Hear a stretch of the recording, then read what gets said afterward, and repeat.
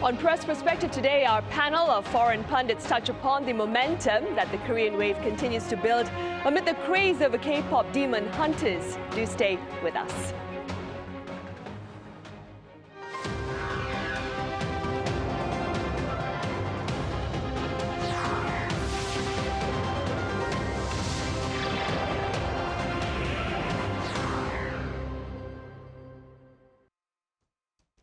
Hello and welcome to Wednesday's edition of Press Perspective. It's August 20th here in Seoul. I'm Min Sunhee. As a British daily earlier claimed, the Korean wave has made a splash across the globe. And now it's hoping and working to expand its international fan base. For more on this, I have Marianna Baroli with Italian news magazine Panorama live on the line. Marianna, welcome. Hi, Sunny. Nice to be here. Thank you. I also have Jason Bechervaise at the Office of International Affairs at Hanyang University, who is currently joining us from London. Jason, it's great to have you on. Yeah, it's great to be here. Thank you for having me, Sunny. Right. Marianna, we will start with you. So the song Golden, performed by the fictional K-pop girl group in KPopDemonHunters, has topped both the US Billboard Hot 100 and the UK official singles chart. Let's start off, Marianna, with the significance of this success. I think that this momentum is very historic because it rewrites the rules of global pop, not only K-pop. BTS opened the door when they hit #1, but now even when a fictional idol can beat singers like Dua Lipa or whatever, you know that K-pop is not a trend anymore. It's like future of the pop itself. And I think that seeing them on the top of the charts like Billboard or the UK official singles chart, that proves two things: that K-pop is no longer limited by geography and it has become a cultural operating system. And second, it's the emotional codes of fandoms like storytelling aesthetic. They're so powerful now that they even present that the reality itself. Fans don't care if the idols are flesh and bones, if they're real, if they're with blood, or their digital avatars. They're wants to respond to the K-pop, and that's what matters. And so it's not just the music itself, it's what the future of K-pop is, I think. Right.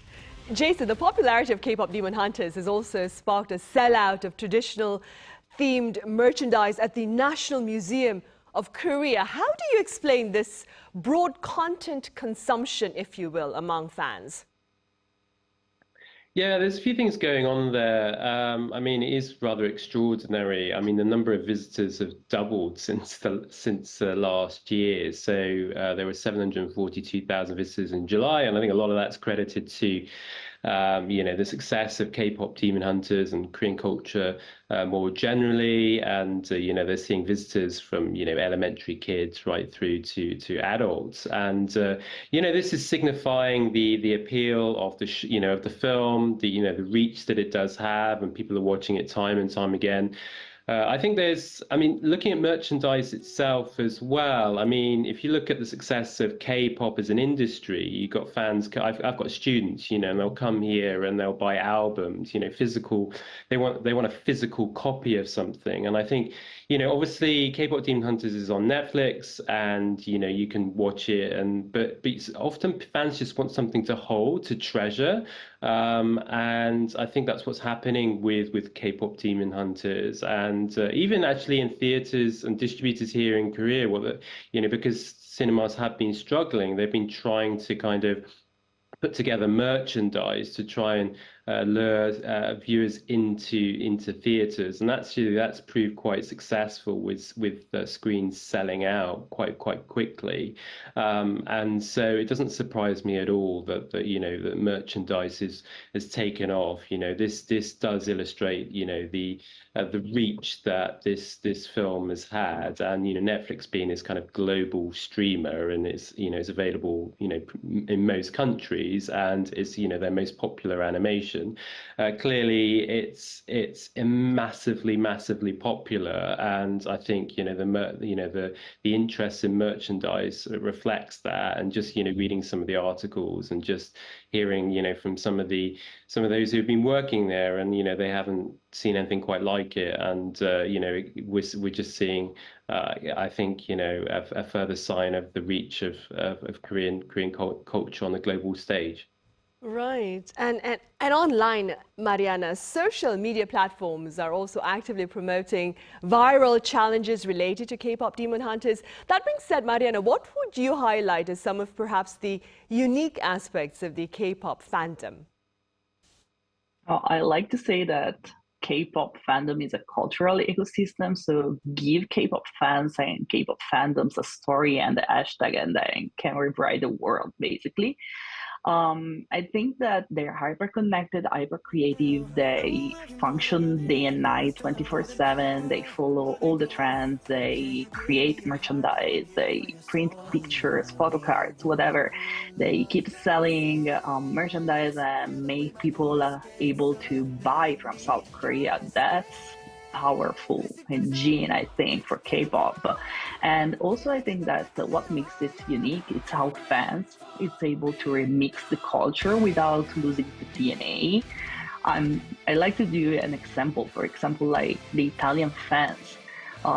You can see a lot of influencer cooking, for example, Korean food right now, but I don't know if you've ever seen the viral tteokbokki pizza challenge, which is the Korean street food, as you know, but in an Italian tradition, and that's it's becoming viral.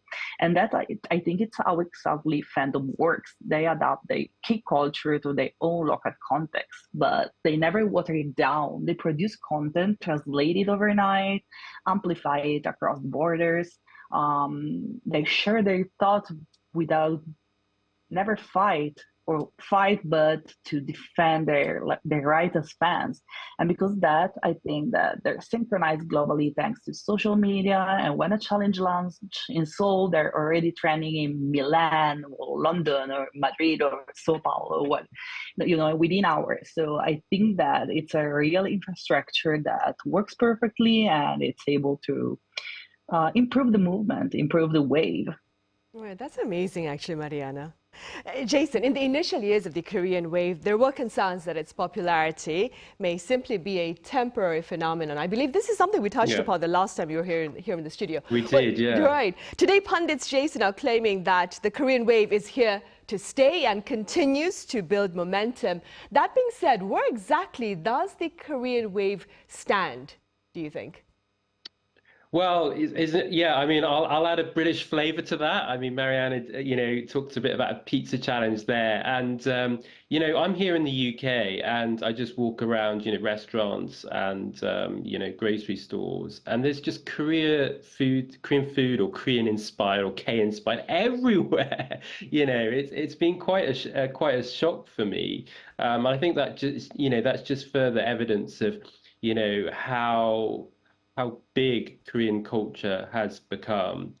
And, I think, we talked about it on the show last time I was on there, and, how far can this go, and will this bubble pop, and I've been following Korean films, that's my area of expertise, for more than 2 decades now. And there's always been that thought in the back of my mind, is that bubble, going to burst? And, Korean cinema, is it just going to not disappear, but it just, it won't quite have the impact that it has done previously, but it just goes from strength to strength. And I think, looking back now, I think, that it's come in different stages, and, it's also developed very, very quickly, but also over, 2 decades now. And I think there's just a really strong foundation. So, if we break that down, I mean, looking at the development in the 1990s and 2000s, there was an influx of financing. That's when the studio system was developed here. And, they've been able to, make a lot of, very impressive films and shows, and they've had the money and the expertise to do that. And there's education, and so film schools, and these were initially like the CAFA, the Korean Academy of Film Arts, it's, it opened its doors, I think, in the 1980s, but, it was in the 1990s, where it was training filmmakers like a Bong Joon-ho and there's government policy as well in supporting the industry, that began in the 1990s, but, has gone from strength to strength, later on, in 2000s, the subsequent administrations, this push towards kind of globalization.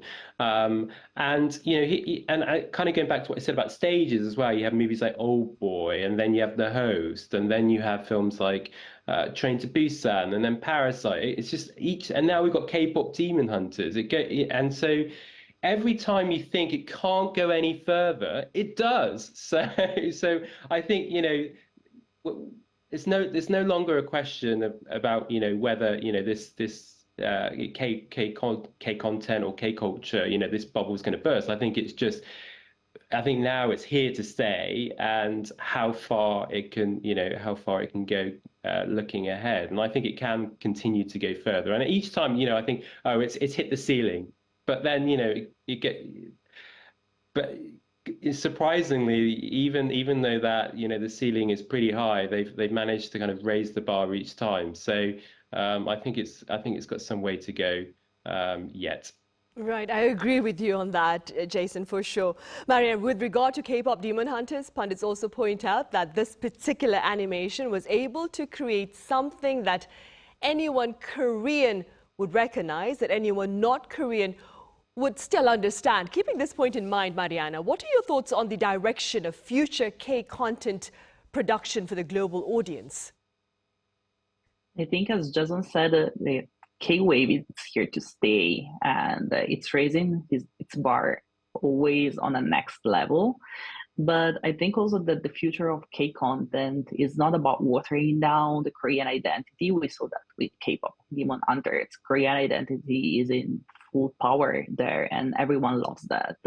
But they have to make it fit in a global mold, like fitting like that, it would kill the magic, I think, of the K wave. So instead of watering it down, I think everything. It's about fusion, keeping the essence of Korean, but waving it into a universal narrative that everyone and anyone and everywhere can connect with.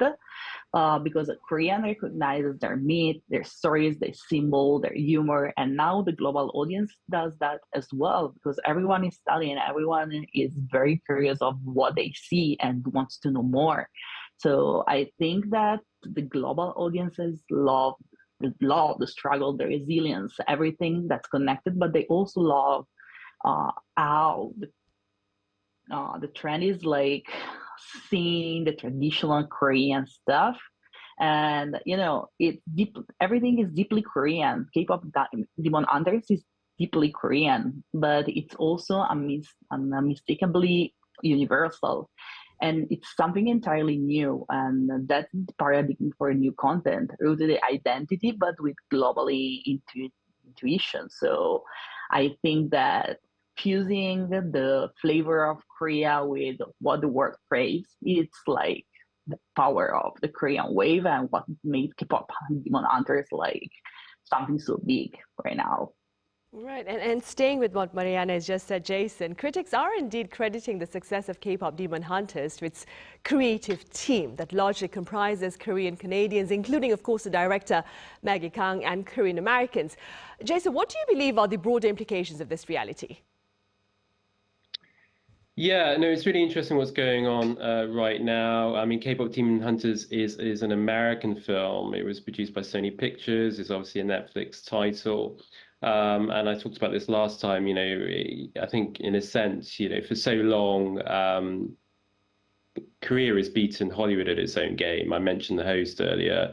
That's like a Korean blockbuster, but Bong Joon-ho is able to turn things upside down and make a blockbuster that works for Korean audiences, but also works for audiences overseas. And so, Korea, the local market share for Korean films was 50% or more, in the 2010s. And I think that was, like I said, Korean filmmakers and the Korean film industry looking at Hollywood and doing it even better.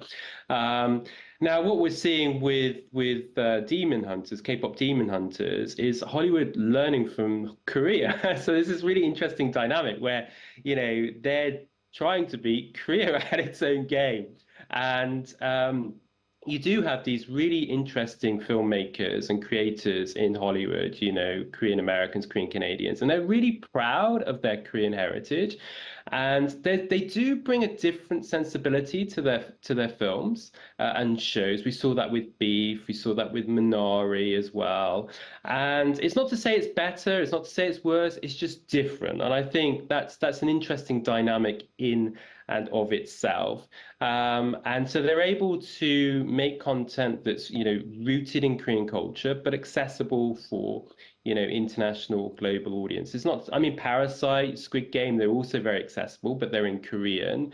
And so, yeah, it's just a different component, I suppose, of the K-pop, the Korean wave. And so, with K-pop Demon Hunters, we're seeing a lot of interest in Korea, in K-pop. And so I don't think it's a bad thing at all, but I do think it is an interesting example of how, Hollywood is learning from Korea. And it's true of K-pop as well. The K-pop music videos, we're seeing that being kind of echoed in music videos in the United States. K-pop is one of the most, popular music industries in the world, and so it's not surprising to see even the big industries from America learning from what Korea is doing. Right. Marianna, as Jason mentioned earlier, the government has spoken, of course, of support, has also provided support for the industry itself so that it can further expand its presence on the global stage. That being said, President Lee Jae-myung himself has also spoken about the importance of measures to assist the advancement of K-content on the international stage, who is here at Arirang TV earlier today to join a panel discussion talking about the next chapter of the K-pop industry. That particular program will air right after our show. That being said, Marianna, what would you suggest as possible proposals to further advance K-pop or the K-content industry as a whole on the international stage?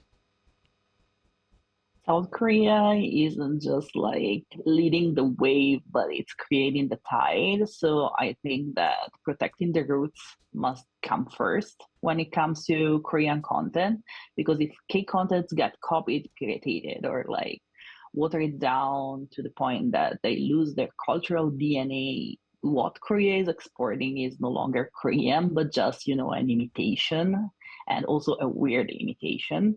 And I think that's the fastest way to kill this wave. This wave is changing and shaping the world right now. And so I think that South Korea must safeguard originality while pushing the collaboration that keeps the Korean identity strong but connect with other cultures. And also I think that expansions as to move beyond the hobby of hubs, like for example, not just London, LA, or like Berlin or Paris or whatever, or New York, but for example, Europe has real growth zone, and for example, Spain, but also Italy, they're like very, very, very interesting countries, and Greece or whatever, the Saudi Arabia.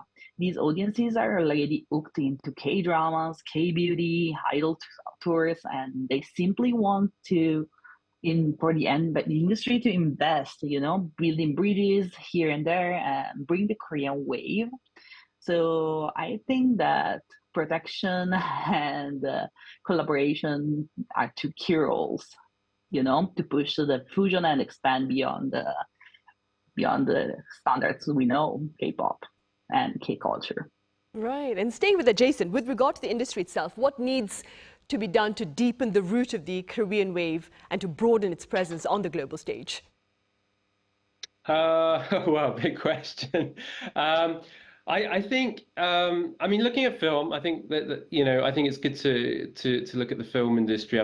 That's where my passion is, if I'm honest. But although I do love all the different areas of the K-content industry, it's struggling at the moment. Admissions are down this year, and it's really struggled to kind of recover to the pre-pandemic levels. Korea's box office is around 45% down compared to 2019, and so that's really worrying for the industry. And film has been a big part of that. It seems like you've got the world of television or streaming or shows, and then you've got the world of film, and they've kind of merged. So you've got film directors kind of migrating over to Netflix. We've seen that with filmmakers like Han with Squid Game, and Han with DP, and many others. And it's true for actors as well. Song Kang-ho is now acted in a Disney series, and Uncle Samshik, and so I think there needs to be attention paid on trying to get the film industry, at least, to try and recover, or at least get back to some kind of normalcy. And we're just seeing fewer releases. We're seeing fewer films, and investments drying up. And so my concern is that with a show like a film like KPopDemonHunters, which is, I think it's it's great to see Korean Americans really passionate about culture and just bringing their wealth of creativity into a film, and it working in wondrous ways. But I think at the same time, there are issues with regards to the Korean film industry and financing and investment, and that's something that I think hopefully the government can hopefully support or look at going forward. There have been these coupons, these 4.5 million coupons, which were really popular, and over the summer, it was interesting to see what kind of films were doing well. Omniscient Reader it was a big blockbuster disaster, whereas My Daughter is a Zombie, or Zombie Dow, did quite well. And so I think that's an example of just how the industry has kind of pivoted away from these big blockbusters to some of these kind of smaller budget films, which is a good thing. And so I think there needs to be some support for some medium-sized budget movies, and try and get them off the ground and get them into cinemas. But yeah, I mean, I think just looking at the wider kind of the Kcontent industry, I mean, with streamers, Netflix is obviously has a big presence, and so I mean, there are concerns that Netflix is really driving the industry, but that is certainly true. And so you've got the local streamers as well, and they're having to produce a lot of content to keep up with Netflix, and also Disney Plus. These are obviously American companies, and so the industry has changed a little bit, because I sometimes make that comparison to the UK, where the UK it's a very vibrant cultural industry, but it's heavily reliant on American financing. There is no studio system in the UK.